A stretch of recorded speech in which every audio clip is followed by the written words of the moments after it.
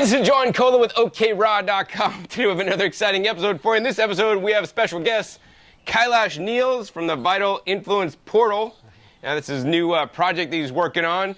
But today, he's going to make for you the best seed milk ever. So, you know, one of the things Kaelash has been making nut milks and seed milks for over 20 years now. I consider him the blending master, where he would consider me the juicing master. That's why I wanted to have him on today to show you guys this revolutionary new way to make nut milks, which is actually using a vacuum blender. So Kaelash, you want to tell everybody about your experience making nut and seed milks over all these years and actually teaching people how to make it yourself? Yes, I've been teaching this for over 2 decades now. Actually, I have a DVD, but it's only available in Portuguese, where I make 5 different nut and seed milks. Wow. And today I'd like to make sesame milk with you. And the sesame milk, you know, to be honest, it doesn't taste the best of all the different milks, but it's loaded with calcium. And if you look at some kind of lists where it lists the foods that are highest in calcium, sesame milk and often tahini actually is on top. But what's really unique and different today is that we're going to remove the fiber. What you often don't see when you see these lists is that the sesame seeds are high in oxalic acid, and the oxalic acids actually blocks the absorption of calcium. But if you are straining it, which we're doing, making this milk, you are removing most of the oxalic acid because you're removing most of the fiber. And so it's not just on top of the list of what has the most calcium, but it's actually on top of the list of the food or milk, drink, that has a calcium that's easy to absorb for your system because the oxalic acid has been tremendously reduced. I don't want to say eliminated altogether, but it's very, very low, so that your body will be able to assimilate the calcium that you find in the sesame seeds. We're going to use sesame seeds that have been activated.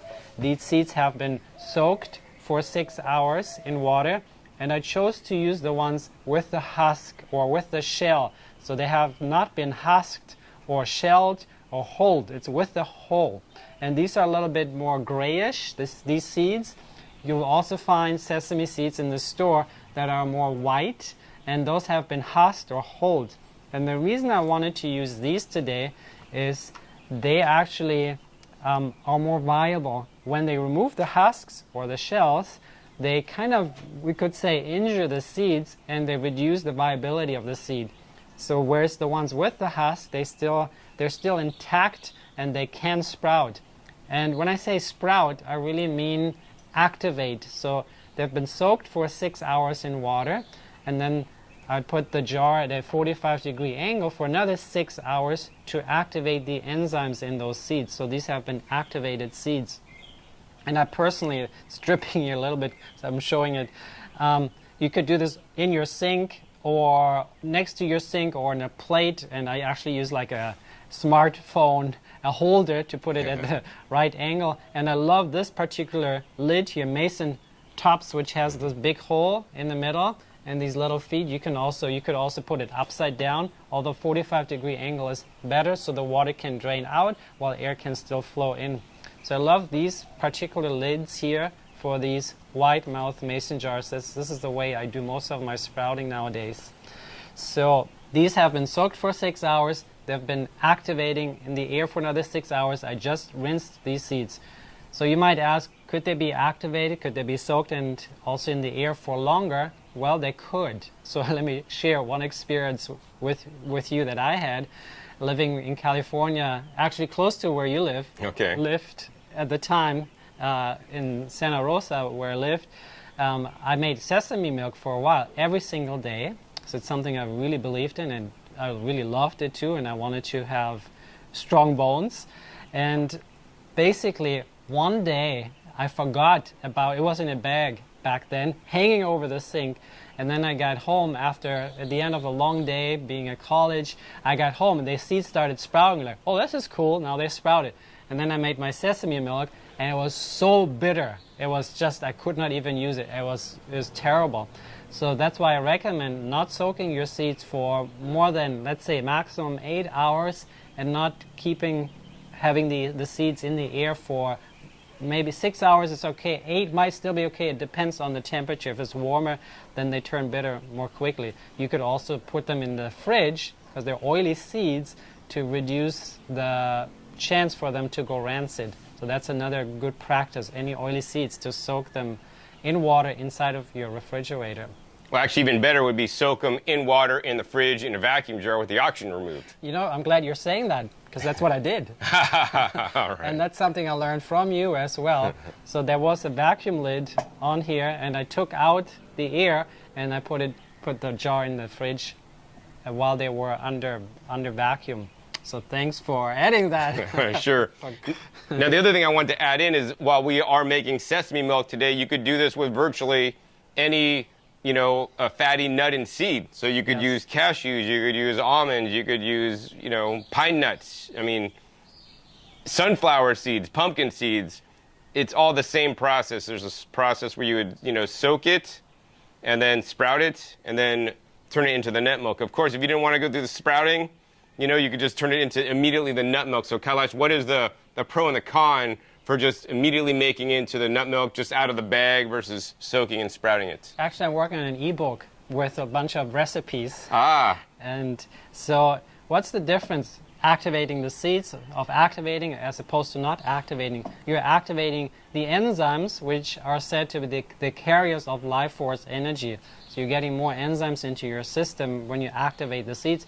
Plus, you're also breaking down some of the concentrated nutrients, like talking about the macronutrients, the proteins into amino acids, carbohydrates, complex carbs into simple sugars, and you're breaking down fats into fatty acids. So it's easier to digest because you increased the water content. That alone makes the seeds easier to digest. You activated the enzymes, which also helps to digest the seeds, or the milk in this case, more easily, and we're also pre-digested those macronutrients into their simpler form.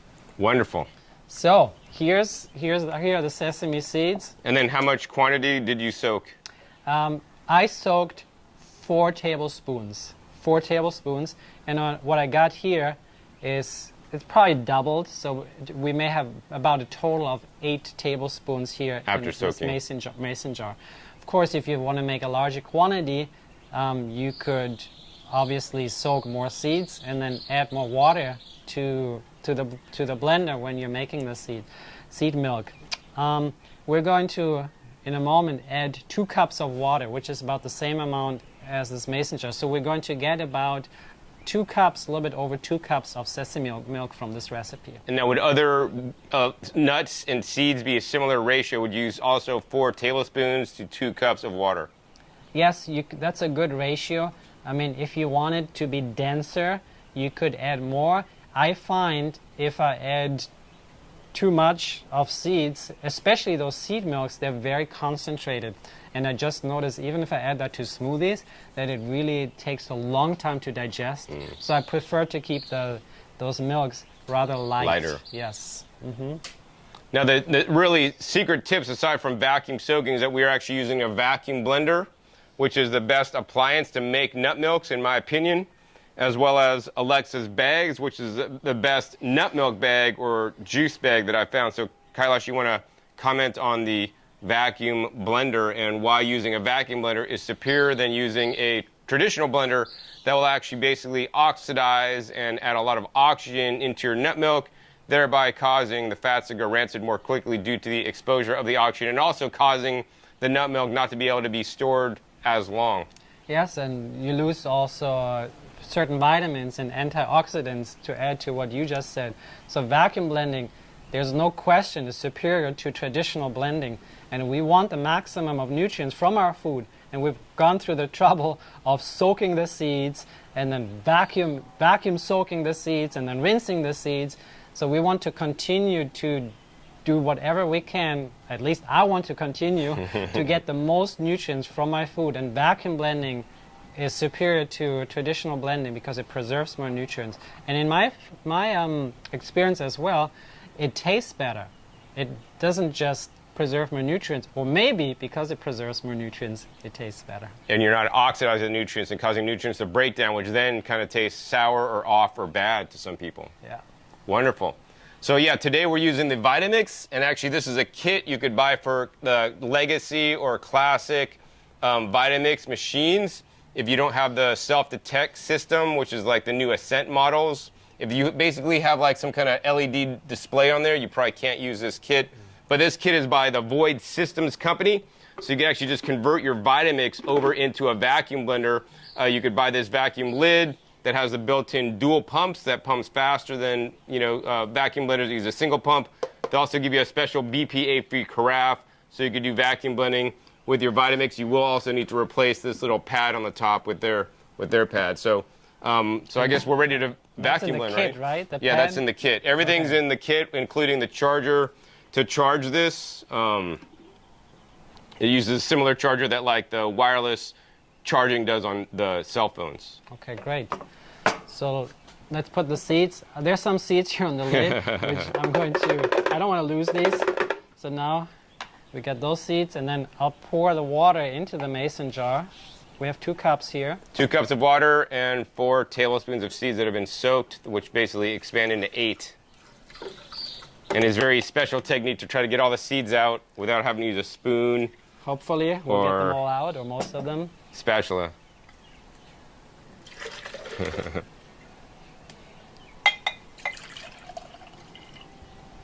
Here we go. Almost got them all here. Excellent. You could also use the black sesame seeds to make the milk. Those are unhulled, and we are using the unhulled, right? You don't want to use the hulled because they actually are not as nutritious, although if you wanted to use the unhulled, you could do that, but the milk would not be as bitter. Also have, of course, less nutrition. So to use a vacuum blender, super simple when you're using the Void Systems lid. All you're going to do is you're going to press the on button. It turns on. We're just going to go ahead and put this lid on top of the carafe, make sure it's fully sealed. Then all we need to do is press the go button, and you guys could hear it actually has dual pumps that sound like it's stereo coming on, and you can see this number gradually increasing. It's going to go to 16, and it's going to shut off.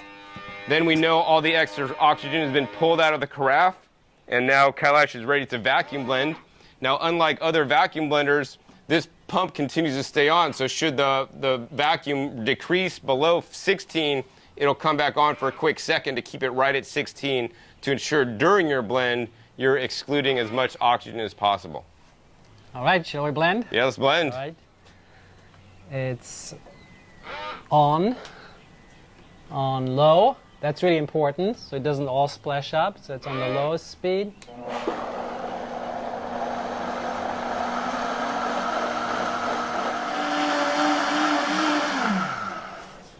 All right. Doesn't it look like milk? It does. It's still taking out more oxygen. All right, so once you're done blending, then all you got to want to do is you're going to press the off button right there.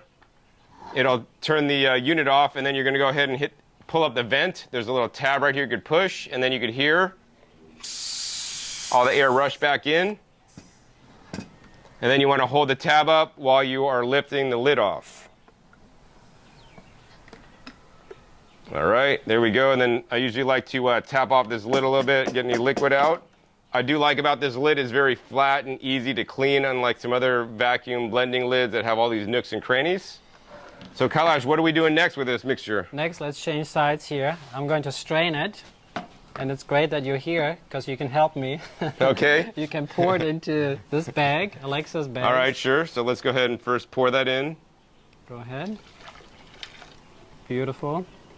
All right, so what Kaelash is doing now is we are using Alexa's bags, and this is the bag that both Kaelash and I trust. It's the one that we find works the best for a few reasons. Number one, it doesn't have a drawstring. A drawstring can trap different, like pieces of sesame milk or juice pulp or whatever and be a harborage area. In addition, it is welded inside the United States. It also has a 1-year replacement guarantee, which you're not going to find commonly on nut milk bags. So should it bust out or break on you within a year, it'll be replaced free of cost. In addition, there's no square corners on it. A lot of nut milk bags are squared, which makes it a lot harder to clean. This is actually nice and rounded, and of course, one of the things I love about this is that it is oversized. So I mean, we could easily fit in a lot more seed pulp or nut pulp or even juice pulp to make juice out of to wring out. And the other thing that I find very important is that it actually has the right pore size. This is so critical.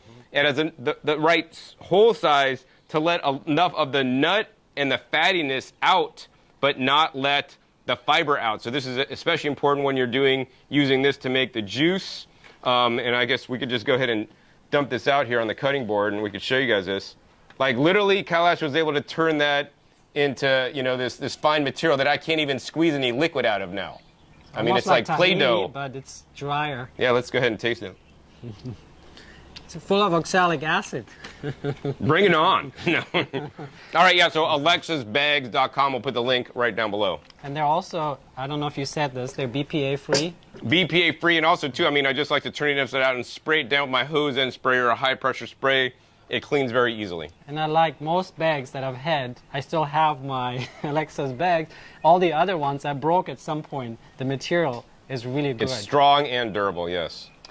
Okay, we're done with the milk. Here we go. You want to try a little bit? It's going to be a little bit bitter. So this is, you could blend a dressing, make a dressing from this, or you could make a smoothie from this. This could be your milk in the smoothie. I mean, I like it. Yeah, I mean, it tastes like sesame seeds. It's just, I mean, it's kind of watery to me, but, you know. But hey, we're going to use this in a smoothie in another video.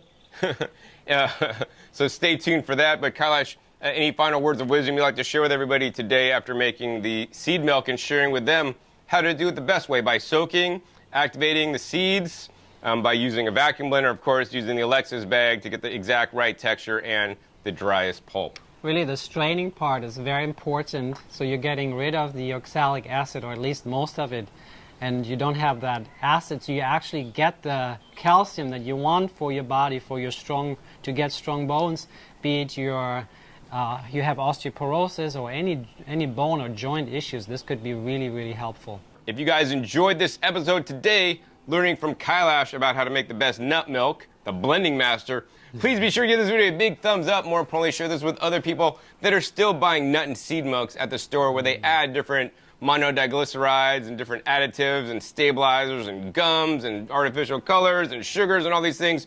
Make it yourself, best way possible. In a vacuum blender, of course, you want to vacuum store this as well, which we didn't cover today. Also, be sure to click that subscribe button right down below so you don't miss my new upcoming episodes I command every 5 to 7 days. You'll never know where I'll show up or we'll be learning on my YouTube channel. Make sure you click the bell so you get notified as many videos come out, because actually right now we're going to be filming a recipe using the nut milk to make a delicious meal replacement smoothie that you don't want to miss. Finally, be sure to check my past episodes. They're a wealth of knowledge, over 700 episodes at this time on this channel dedicated to teach you guys all about eating more fresh fruits and vegetables.